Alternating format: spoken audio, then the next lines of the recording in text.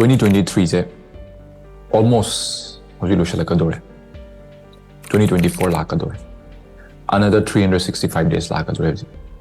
sidaisida isagi kokta plan gyam leibiramgani habdi ai sumain toge sigi changes se porake sumaina ai ge life ta no habits ai add toge sigi business se hodoke haibene chingba kya ma ko gi mind isagi mind already figure out or plan or thambiramgani but ngasi ina picture ko dori 3 points 3 decisions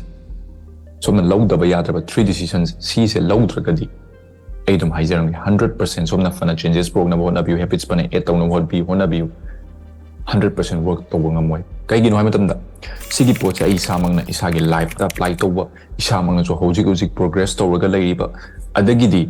aina deeply analysis to ga na mayam na sigi pochi na mayam ge life the changes pro ngam gani khalaga sigi topics aina semak bane so duna video se hobu dagi loi following biro sigi 3 decisions e kari decision no ai ta fazana khang biro aduga aroi ba da hang isani sa da hang bi ga da question se have you got the guts show we will reach how to see decisions a low boogie have the shine shada hang biro aduga as usual ina hayam do video just skip to get to biro adagi di yengning dre hobu loi fau yeng biro no adubu kari mata kana fangwa kai gi no ham yeng gi haita di hobu loi fau yeng biro minute khar je fadana undivided attention bibio life ta sung sho dina kana por kani kai gi no ham sigi 3 decisions 3 points aina punamak se connect to step by step mayam gi kana na baina simak pana duna si sagi apama da leire skip to ninge to biro hobu loi fau yeng biroi yeng birano adubu kana ba logi haita di hobu loi fau yeng biro that's it so first point up escape from system mayam na sigi pot se aware oi bi dabra have they khangdra system haiba pot am leiba ekoi je system amna bind to thamme ekoi je tanki yeng gi manung ne ekoi na leis physically ekoi move to tar so dagi soi des side sum chat pangam tar so mentally ekoi je kari gum na phajan punjalaga thamme aduna sigi mentally phajan pujala thambasina koina physically fana chating batar su hene hendok panthona ko action lobu ngamde aduna sigi tanki manung se pulap pulaga lain sigi tanki dagi khara ma thokre khara ma thokna bhona ri aduga khara ma de sukang khangdaba koi sumaina mafam amda system amna control tawi have sukang khangdab yoi kyam jo laine aduna sigi system je kana semi government society sakhangdab group kana sakhangdab miyoi kana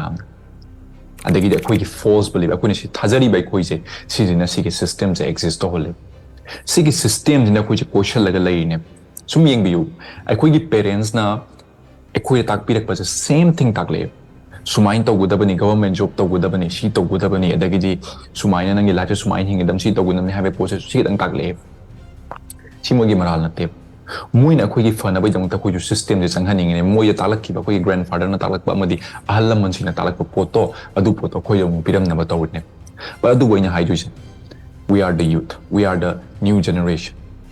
it's time for us to break the chain it's time for us to bring a change ai koi gi generation da su kyam wa ta di koi gi next generation koi gi ichai chu gi generation da kyam wa ga ni have something kan bi yo aduna you are the youth you are the leader oi da yadra matam sidagi tholok da yadra matam ne government want us to be their slave government na koi che moi gi minai ba pame kai gi no ai matam da moina tawning ko si tong na ba tawning apam matam da adai moi election gi dam da laining laina ba dagi di thabak gi dam ka corruption tawning tong na moi tawning ko si tong na ba dam da ko si control to pame government is controlling the society and the society is controlling our mind akoi gi mind se kana control to woli ai koina basi ningjing biyo nang nasagi su brain ama piri have sense ningjing biyo nang nasagi su opinion lay nasagi su decision lay nasagi su contribution darka lay nangi life se matter way have na sana khan biyo nangi purpose se matter way have aduna you are just one decision to live the life you want to live and to have everything you want in your life you're just one decision away sikhang jan biyo adu akoi se race to pa matam da koi ta lai se secure a life am hingi haita di government job to doctor engineer oil high post sigi post ang takle bai ko sumain to si to high post aduna akoi gi mind se akoi pamba pam da ba koina punamak mi punamak se jump to we si mafam si habi di aina pam se kari no da gi di season kari yor ka dun habi sukang khang da dum jump to chale aduna competition se duki matik wange thaw phang da gi red hangle le adagi di depression rate wang khale anxiety rate wang khale si myam sing is da gi thola ini si ju one of the biggest reason ne aduna sigi pot se isagi kokta fazana hapchan biu sigi pot ekoi sum yeng biu koi da namtana sum tak bu tak te hai be koi da job provider oyu creator moiro adek society ki damda si to high poch ko je nong ta sunga talak te adu ko tala ise 40 years of slavery se yam line choose to have ne mi ki makha ta sur ka 40 years of slavery je choose to adu 10 years of struggles di to no have ne 10 years of struggle gi matung la ka do freedom je si di phatta bane have ka chap manai we se ki poch aduna sigi poch ko tala in si mind to ise slave we badi kem kai de adu na sagi dam ta struggle to na sagi dam ka freedom ama sem ba si to no high poch ne ko tala in am sin but aina ha do ise it's your life. It's time for you to pull away from this system. Sigi system says it is killing your dream. It is killing you. It is killing your potential. You could be anything. Nang apama poto nang oibiyay. But po se kayo hay matamda. Sigi po sina koi system na koi control tawa thamme. You're just one decision away. Just one decision away. It's your life. You make a decision. You want to help millions of people? You're just one decision away. You want to have everything you want in your life? You're just one decision away. You want to change your life? You're just one decision away. Question is, have you got the guts to make this decision? That's number one. Number two, break free from your mental prison. This is very dangerous. Yamna danger oiba, yamna hinataba posak amane sigi poch. This must be destroyed. Sigi poch ni sai jaido. Koi mind, the systems in a sidet tawra thamgrabne koi brain moina control tawnaba moina operate tawnaba aduna koi kokta siguma fear la imam sing se kai gumba ina si thabak jaw dok tardi mayam na kari khanagi kadage aina si thabak se fail oi matam society ne kari haina kadage amadi aina si thabak se saksi mafam je sangjan ba matam da mayam na kari haina kadage haibna ching mokhan kya am laiba amadi ai 30 years sure 50 years sure 40 years sure ai gi matam loye je ai gi thabak ano bahu dok gi matam natre se je no ano bahu do tardi mayam na kari kai ngang na kani ai maram da amadi ai si po se work tok tardi kamai tok badage why sigi mayam hai po se kanan amadi what if it works haina sumaina khanba ngam dri se kai gin siguma mentality je nang hojik faw da slap oheleba amadi nangi life the forward wina chatpa ngam dri mayam sing this must be destroyed. It's never too late to start anything. Adagi di ai chahi kuni 5 sure chahi kun 3 sure je luhong da mat yadre nata tardi society na kari haina gi mayam na kari haina gi gen sinangi life society na kari haina gi ni society na kari khan gi ni haiba process gi fear le se kai gi who are these people society se kanano moi mayam se kanano moi na koi chak pi jabi moi na nang nangi awaba taram dam nang bujing khat pinam lakpo no sigi society haiba people se they don't want to see you win nang successful oi be se moi na su pam pam de nang he ka khat paga they will pull you down they try to pull you down si khangjen biu adagi di nang gi phattaba thokan na wathi warem ngang na gen lai ba dei nang he ka khat pa ching da gen lai ba mi myam sing sida nang gi life to base to hing lai tar di kamai nang chokot ka dun kamai nang gi life the forward when chat ka dun hai po cha isa ni sa dam da hang bi adagi di ai gi dream se am chawe aduna si chase to matam kya am sang gi ve ai adu chokoi thaba am to ho ge ai sacrifice to thoge na ta tar di mayam na kari haina kani adagi di ai girlfriend boyfriend atopom from atop chat ki tar di ai kamai le hong ni ai do chokoi sacrifice to ge hai ba wakhan je khwaidagi lan ma wakhan mayangi wari to ko eng saina thukjan go haigre adubu nangi girlfriend ni haiba nangi boyfriend ni haiba mi oi do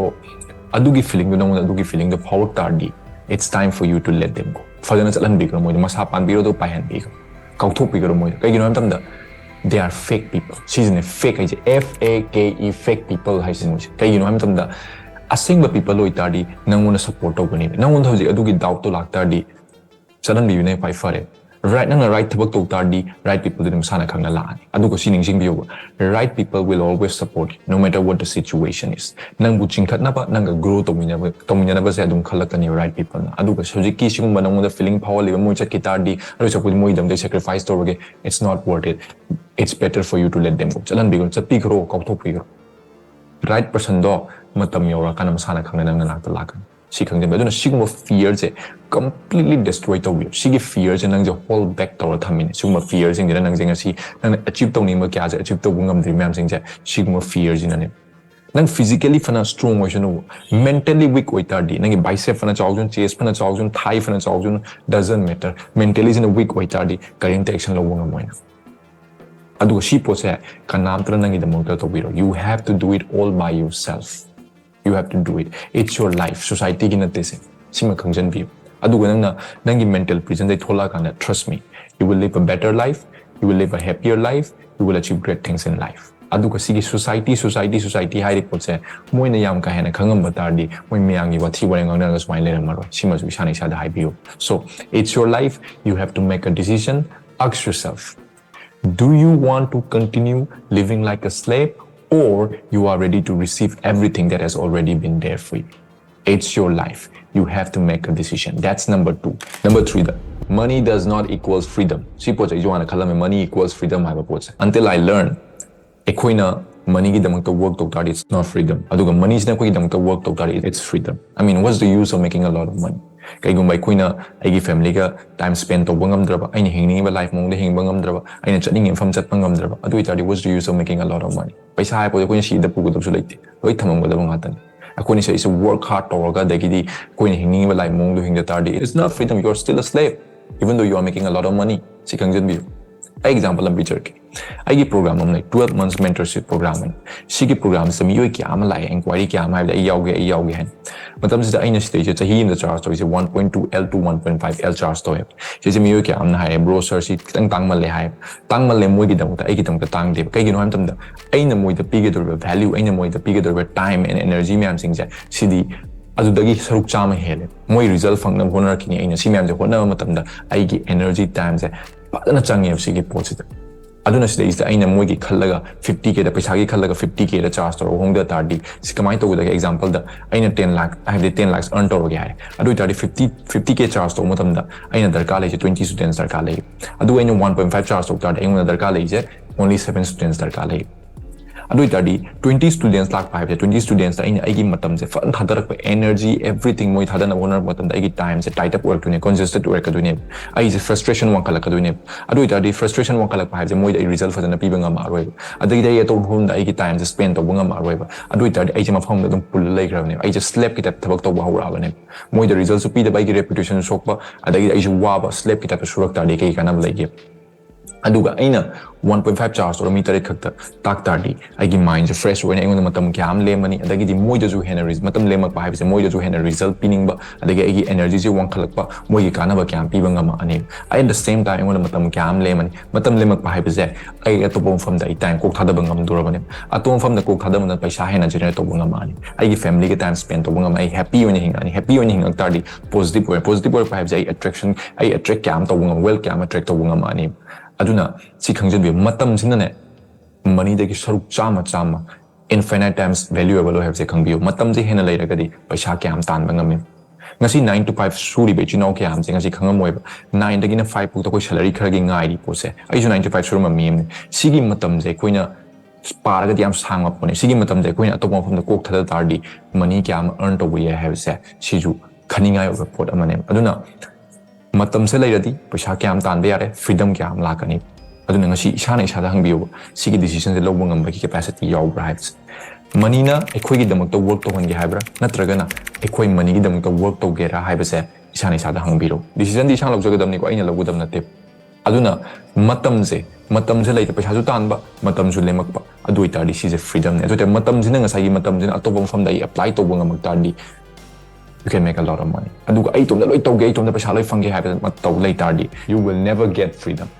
aduna sigi pot se isana isada hang ai gi oina di matam su lai ba adi paisa du tan ba that's freedom for me aduna sigi decision ohum se ngasi isana fadana isana isada hang biro have you got the guts to make this decision?